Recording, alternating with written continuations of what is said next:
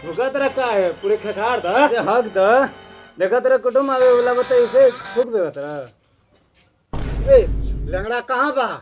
नेंगड़ा कहाँ बा हम लड़े जाने तनी रे साला तू कहता रे हम लंगड़ा के ना जाना तनी आ लंगड़ा कहता कि हम बोतला के ना जाना तनी तो तुम दोनों मिल के ड्रामा करता रहे लोग।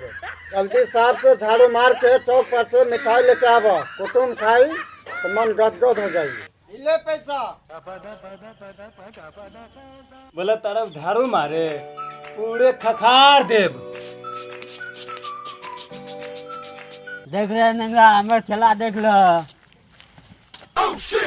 ठेपी अब हमार खेला देख।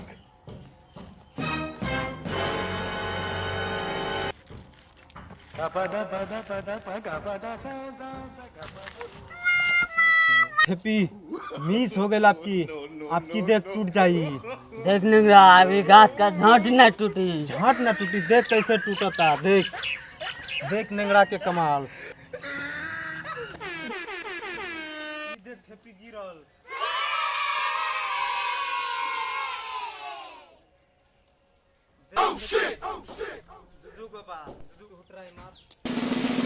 नंगा हमार दूगो चार गो तरफ तो दूगो तरफ ना हमार चार गो तरफ ऐसे तो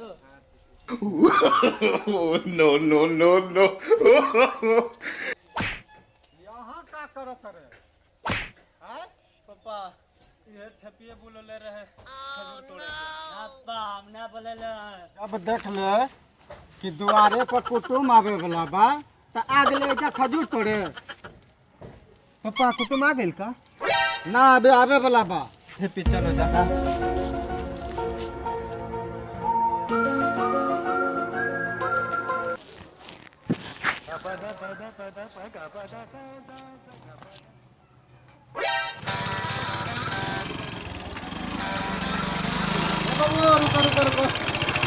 ठेकवा जी के घर केने बा?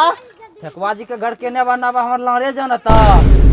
वो लेका सब सार ना बताई चल होने पता लगाल जाई। ठीक है चलो चलो।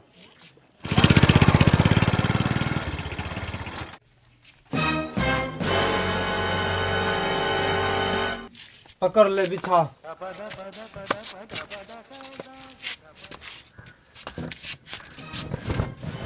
सार कितना गर्दा बारे कितना गंदा बारे तो खिचले ना के बा।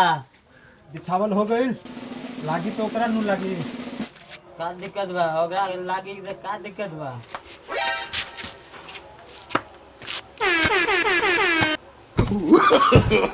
no, no, no, no. का हो पापा? अरे साला तू जहाँ जाता रे वो जे गिर जाता रे। फक मर दे स्टाइल नु है। स्टाइल का झाट है। एगो तो टांग टूटले बा और दोसर को टूट जाए तो बस हर स्टाइल में पार हो जाई। पापा का बोल? कुटुम कब आई? आ रहल बा रास्ते में बा। फोन कर ले रहे। रास्ते में बा 3 बज गई। हटा रुक लागत तक कुछ में सबके फोन आवा था। हेलो हेलो रवा सब कहाँ तक आयल बने हो?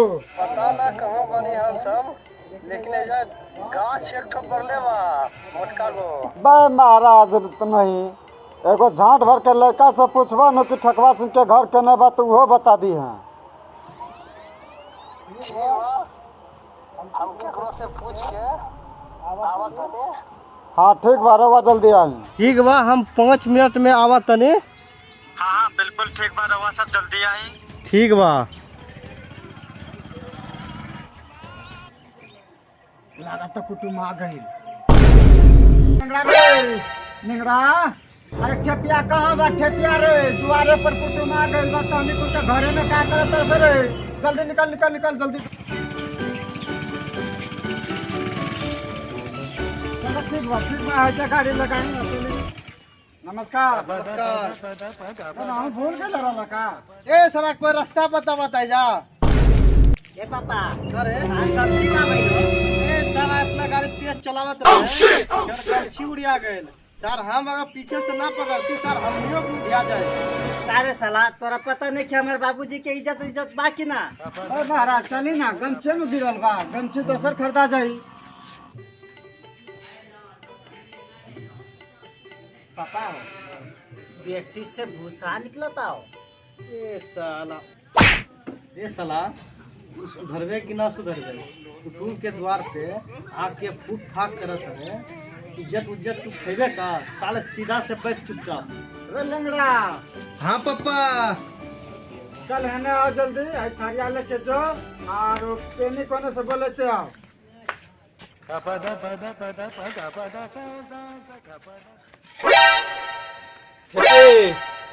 हाँ भैया जो छेनी के बुला के आओ। एक बार बल्ला का बता नहीं।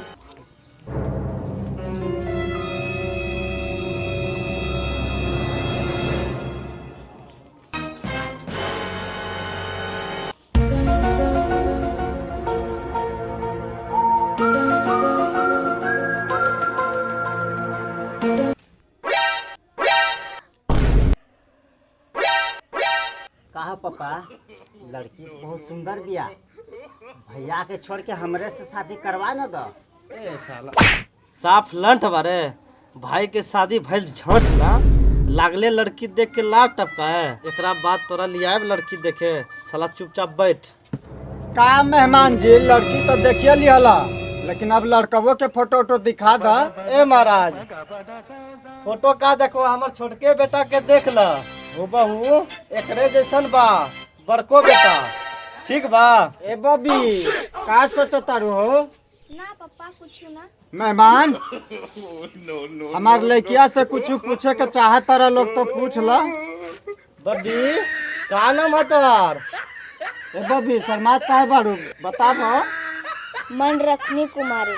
पास के का नाम है? ठकवा बैठा। कौना क्लास में पढ़ेलू? 10वां में फेल हो गल बानी, फेरू से देव। का देबू? He tried it. मेहमान रवा का पूछा तनी? परीक्षा देव। कोने क्रीम लगावेलू? Fair lovely. खाना में का सब बना लेवेलू? दाल भात सब्जी अगारू चौप पछारू चौप। ये बलम। हाँ पापा। अरे अगारू जब पछारू जब का होला रे? का जानी पापा। आज तक तो खैले नहीं खे बानी अगारू चप पिछारू चप का होला। हम तो देखला हूँ नहीं खे पापा। ए महाराज रवा काहे चौकतनी? अगाड़ू चौक के मतलब होला आलू चौप, आ पिछाड़ू चौक के मतलब होला प्याजू चौप। हमनी कुल के घर में इहे कहेला। ओ यही से कहेला कि अगारू चप पछारू चप ना। हाँ तब तो एकर हाथ से खाना खाए खातिर तरसेला लोग। रवा पहले घर लेके जाई, आ जब खाना बना के खिला दिया नु तो अंगुरी चाट चाट के खेबा लोग। रे ठेपी, हाँ बेबी के तो चाय बनावे आवेला झांट ना। पापा तो लंबा लंबा भाषण फेंकेला कि हमरा बेटी के हाथ से खाना बनावल खाए खातिर लोग तरसेला। भूखल पेट सुती न सब पता चली। ए जा दो जकड़ा होई ओकरा ना। बलम हाँ पापा। कुछ पूछे बात पूछ ला। का पूछे पापा? यहाँ की झट खड़े आयल बरे, कुछ पूछ साले पूछ। केला छील के खावे लो या बिना छील ले? वो हाँ पापा। तेरी चल होने का बहने। ए पापा कहाँ हमके बुला के ले जाता रहा? चलना होने। ये साला तू हमरा के मारबे? हाँ रे साला तू बाप के मर रे, रुक साला तू बाप के मर रे।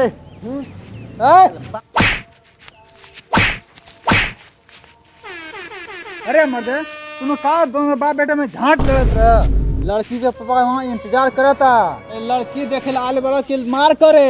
एकरा सरवा के पूछलू कि पूछा कि साला लड़की के पूछा था कि केला छील के खा ले कि खोर है। जब जब साला मिट्टी में मिला दी। अरे साला चल चल चल चल चल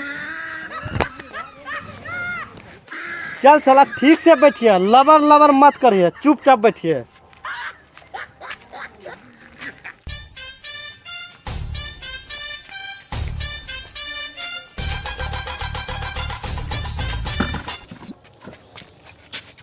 कुटुम हाँ लागत कहीं गिरले रहला का? ए मास्टर द्वार पे ठेस रे ठेसा के गिर गले रहने। ए महाराज हमरा तो लागत कि तारा गाड़े फाड़ दिले बा। रोका जानो से बात करा था नहीं।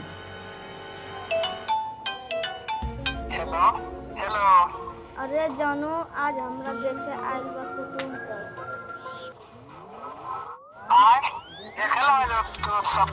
हमरा के छेड़े को इधर साथ शादी करवा।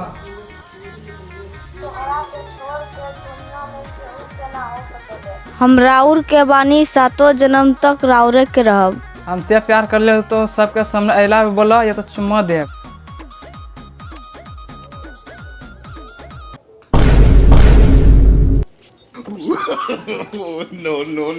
साले तू जाना तरह की हमार बेटी 76 है, चार बोलेलो का है बलम लगा तो 50 बता रख ले बा। ए जा चल चल जा रिश्ता ना होई चला। हाँ चली पापा रुके हमरा पास आरो एगो लड़की बा। ना हम तोरा घर अब रिश्ता ना करब तो ना करब। चल रे बेटा चल।